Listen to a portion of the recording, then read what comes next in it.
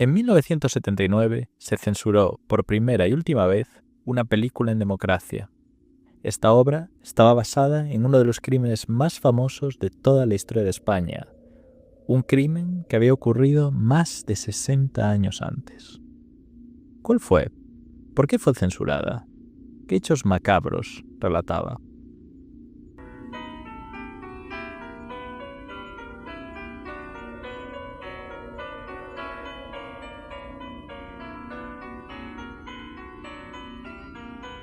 Poco después de la muerte del general Franco en el año 1975, se inauguraba la recién creada democracia española.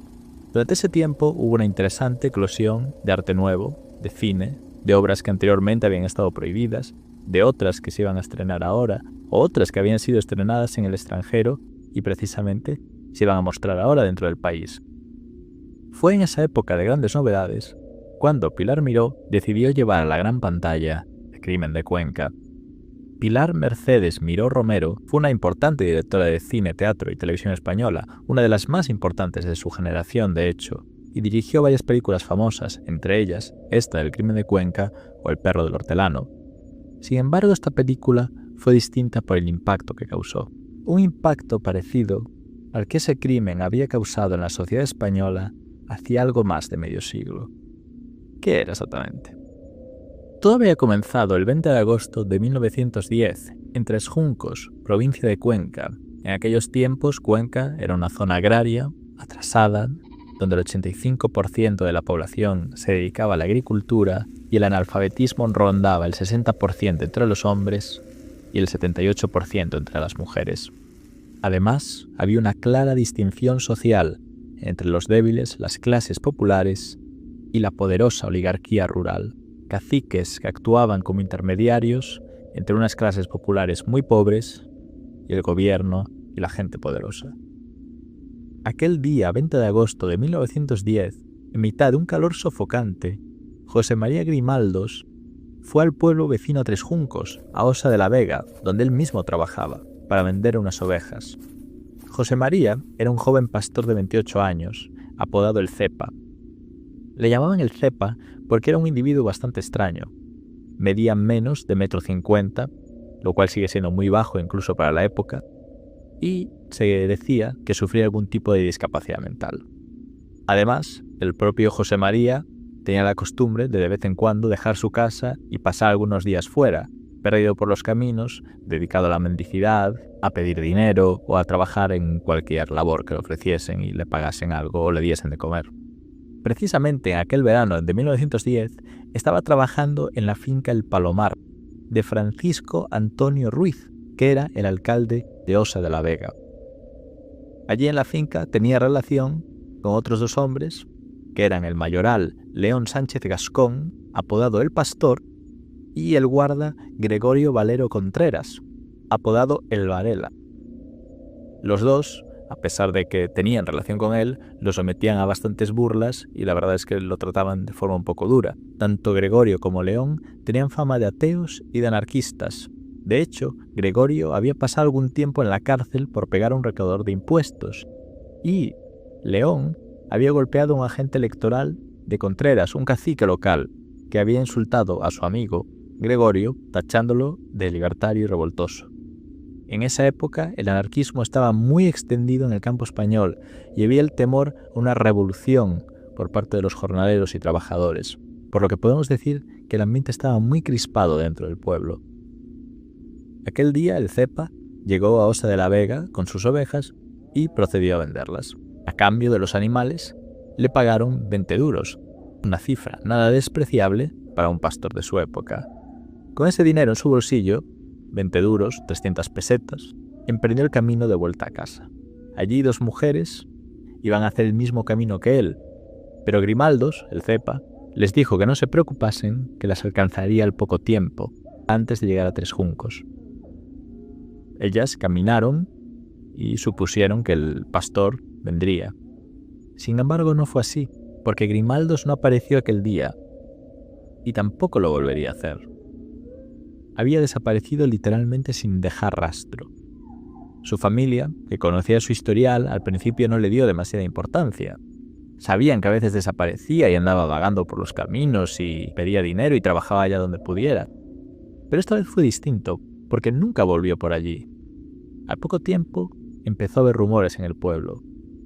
Se dijo que las últimas personas que lo habían visto con vida, Gregorio Valero y León Sánchez, el mayoral y el guarda de la finca de Osa de la Vega, quizá habían hecho algo con él.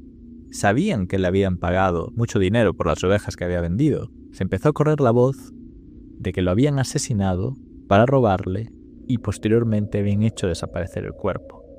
La familia, que conocía las burlas a las que sometían a José María, empezó a sospechar y al poco tiempo acusaron de asesinato a aquellos dos hombres, al mayoral y el guarda. Ellos lo negaron. Entonces la familia denunció en el juzgado de Belmonte a aquellos dos hombres por robo y homicidio.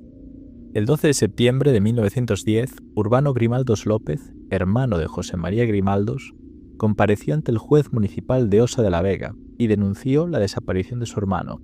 En su denuncia decía que el día 20 o 21 de agosto, su hermano le había dicho a León Sánchez Gascón, el mayoral de la finca, que se marchaba a los baños. Posteriormente lo habrían visto en el camino que une Osa de la Vega con Tres Juncos, a la altura de un lugar llamado Pozo Dulce, y a partir de ahí su pista se habría perdido.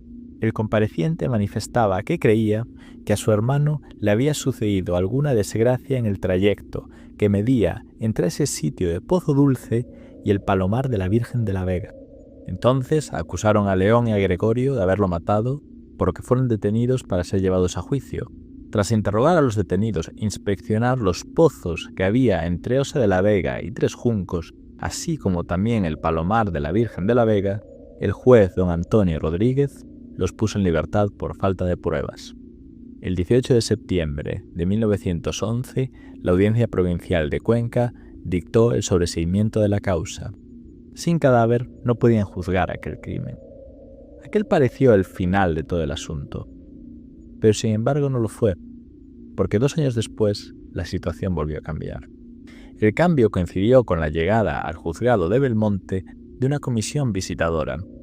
Esa comisión llegaba al pueblo para conocer la marcha de los asuntos que se trataban en el juzgado, y entre ellos estaba precisamente el caso de Grimaldos, que seguía teniendo a sus familiares muy preocupados.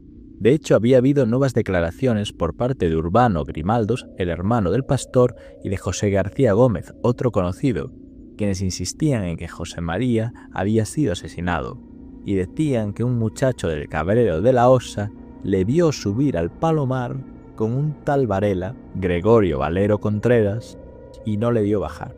Pero además se dio otra casualidad, porque el antiguo juez don Antonio Rodríguez había sido trasladado y había un nuevo letrado al mando, que era don Emilio Isasa Echenique. Echenique había llegado hace apenas un par de meses a Belmonte y aún estaba conociendo el juzgado. Fue en ese momento cuando la comisión le insistió en reabrir el caso e intentar dilucidar qué había ocurrido con el pastor que había desaparecido. En esa situación, el juez Isasa se puso manos a la obra. Emilio Isasa Echenique era un hombre de una buena familia, probablemente no estaba demasiado contento con haber sido enviado a una población rural algo recóndita y probablemente también tenía ganas de fama y de cierto reconocimiento. Recibió además rápidamente el apoyo del diputado conservador Francisco Martínez Contreras y del párroco del pueblo, de don Rufo, que también querían saber qué había ocurrido con el pastor desaparecido. En ese momento, el juez vio su oportunidad. Sabía además que la opinión pública estaba muy sensibilizada con el caso y seguía habiendo muchos rumores sobre lo que había ocurrido con Grimaldos. En apenas 4 meses logró recuperar el viejo expediente archivado, lo puso sobre su mesa y ordenó reabrir el caso. Pronto se iniciaron nuevas diligencias, entre ellas la declaración de la madre y la hermana de José María Grimaldos, quienes decían que el pastor podría haber sido asesinado por León Sánchez Gascón, Gregorio Valero Contreras y otra tercera persona, llamado León Lorca Chicote. También se tomó declaración a otros testigos que corroboraron que José María Grimaldos quizá había sido asesinado. Se hizo un reconocimiento del Palomar de la Vega, donde había desaparecido, y el 17 de abril de 1913 el juez ordenó que León Sánchez y Gregorio Valero entrasen en prisión provisional sin fianza. Sin embargo, parecía que la justicia se encontraba en un punto muerto. Hoy en día sabemos que sin cadáver es posible condenar a un acusado. Pero en época no estaba tan claro. Se creía que sin un cuerpo que demostrase que se había cometido un asesinato, era imposible demostrar la culpabilidad de alguien. Sin embargo, Emilio Isaza Echenique estaba decidido a encontrar la verdad. Mandó llamar a un teniente llamado Juan Taboada de la Guardia Civil y le encargó que llevase a cabo las pesquisas. Los dos acusados ya habían sido detenidos en la prisión de Belmonte. Y Echenique, ansioso por cerrar el caso cuanto antes, le ordenó al sargento que le sacase la verdad. Como los dos acusados insistían en su inocencia en los interrogatorios que llevaba a cabo una y otra vez el juez, decidieron descubrir lo que ocultaban mediante la tortura. Es difícil saber exactamente qué pasó durante las brutales torturas a las que sometieron a los dos reos, porque el expediente judicial del recurso de revisión se ha extraviado, así que la única referencia que tenemos para conocer las torturas proviene de un libro del penalista Luis Jiménez de Asúa, que a su vez recoge de un testigo de primera mano las brutalidades a las que sometieron a los acusados. Además, este libro no pudo ver la luz hasta después de la dictadura del general Primo de Rivera, así que tardó bastante tiempo en saberse lo que había ocurrido en las celdas de Belmonte y de Osa de la Vega. Sin embargo, más allá de cualquier duda, sabemos que el proceso fue absolutamente brutal. En el libro se dice de la siguiente manera: además de los castigos comunes a los dos reos, padeció cada uno las siguientes brutalidades específicas. A León le puso el guardia telésforo estaquillas entre las uñas y palos entre los dedos, apretando luego ferozmente, y el antedicho telésforo con sus compañeros le ataron los testículos con un bramante, arrastrándolo 4 o 5 pasos mientras le daban golpes con la culata de los fusiles. A su vez, Valero sufrió estos martirios. Taboada le pasó por encima del hombro el sobrante de las esposas, tirando de él al tiempo que le ponía la rodilla en la espalda, lo que le ocasionó tan vivo dolor que se desvaneció mientras declaraba, y el mismo Taboada fue arrancándole pelo a pelo del bigote. Todos estos tormentos se dice que no solo fueron ordenados por el juez, sino que la mayoría de estos atropellos fueron en presencia del que tiene por misión preparar el sumario con toda ecuanimidad y justicia. También parece que por mandato del juez estuvieron con los grillos más de 30 días, y por algún tiempo su régimen alimenticio fue sardinas y pan con poquísima agua. Las violencias empleadas dejaron lesiones evidentes, y el doctor Baldomero Pedernoso confirmó que los presuntos reos fueron maltratados. En otras palabras, la Guardia Civil se empleó con gran violencia para sacarles la verdad. Los mantuvieron separados, en celdas minúsculas, les dieron bacalao sin desalar y les quitaron el agua. Los sometieron a brutales palizas, los colgaron en vilo por los genitales y les extrajeron dientes, uñas y vello facial con tenazas de herrar. Ambos fueron encerrados durante días en absoluta oscuridad y se les dejó sin comida y sin bebida. Al final de este calvario los conducían a otra habitación donde les quitaban la ropa para que no se les ensuciara y eran golpeados durante horas. Las estaquillas que Taboada le introdujo a León debajo de las uñas le arrancaron varias de ellas. Alguna vez le dijeron al juez lo que estaba ocurriendo. Sin embargo, Echenique estaba tan obsesionado con llegar al fondo del asunto y estaba tan convencido de la culpabilidad de los dos acusados que probablemente incitó las torturas. Los guardianes le dijeron al magistrado que las heridas se las hacían ellos mismos, porque estaban locos y porque lo querían impresionar. Años después, el libro de Jiménez de Asúa aún comentaba los efectos que habían tenido las torturas sobre los dos hombres. Decía que el rostro de Gregorio Valero presentaba una cicatriz que le partía una ceja y varios surcos blanquecinos en la cabeza, que las heridas dejaron al cerrarse. También el rostro y la cabeza de León reflejaban con un plano en relieve los efectos de las brutalidades padecidas 13 años atrás, y dice: en la cara de León Sánchez, llena de bondad y de fortaleza viril, se acentuaba más el tinte pálido y enfermo sobre los recios músculos. Se veía mejor la gran cicatriz que le parte una ceja, el labio superior depilado a trechos por un capricho inexplicable y las rayas blancas de viejas cicatrices en la cabeza. En base a estas torturas, Echenique pronto consiguió la confesión deseada. Tanto León como Gregorio le contaron al juez cómo habían cometido su delito, y de hecho en cada nuevo interrogatorio salían nuevos detalles a la luz. El 27 de abril los acusados empezaron a hablar. Gregorio dijo que la muerte era culpa de León Sánchez, que lo sorprendió viéndolo llevar el cadáver a un paraje cercano a la carretera que iba de Osa de la Vega a Tres Juncos, desconociendo qué había hecho con él. El 29 de abril Gregorio volvió a declarar y esta vez dijo que, estando en el campo de noche por los terrenos de su amo, vio a una persona y al no responder al grito de «¿Quién va?», le disparó un tiro, viendo después que había matado a José María Grimaldos. El 30 de abril, los dos, León y Gregorio, volvieron a declarar, y esta vez contaron otra historia. Gregorio dijo que León le propuso robar a José María, lo esperaron en un camino, León salió a su encuentro, lo golpeó con un palo en la cabeza y obligó a Gregorio a que lo apuñalara. El cadáver lo llevaron a una alameda y luego lo enterraron en el cementerio. León dijo cosas parecidas, pero dijo que Gregorio le había ayudado voluntariamente. Se registró el cementerio y la alameda. Se encontró un cadáver, pero resultó ser el de una mujer de unos 20 años de edad, enterrada allí hacía bastante tiempo, con lo que siguieron los interrogatorios. El día 1 de mayo de 1913 se prestaron nuevas declaraciones por parte de Gregorio y de León. En este caso fueron similares. Dijeron que querían robar a José María, que lo habían llevado a un palomar y allí León lo había golpeado con un garrote, mientras que Gregorio lo remataba con una puñalada. En cuanto al destino del cadáver, dijeron que se lo echaron a los cerdos, pero antes lo trocearon, y que luego machacaron los huesos y los quemaron. Gregorio dijo que León se había llevado la cabeza en un pañuelo de los llamados moqueros. Al final, en julio, se les tomó declaración conjunta y pareció que llegaban a un acuerdo. Habrían golpeado a José María Grimaldos en la cabeza y posteriormente lo habrían apuñalado para robarle los 20 duros que llevaba por la venta de las ovejas.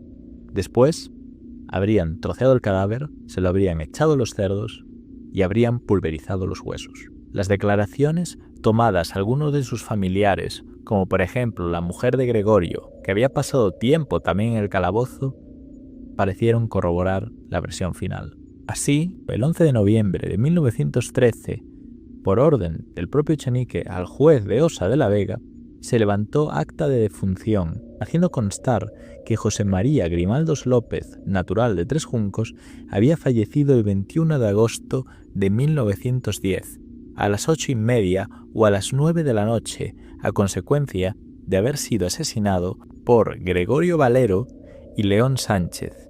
El acta recogía la anotación marginal: no ha podido ser identificado el cadáver, escrito con B, por no haber sido hallado.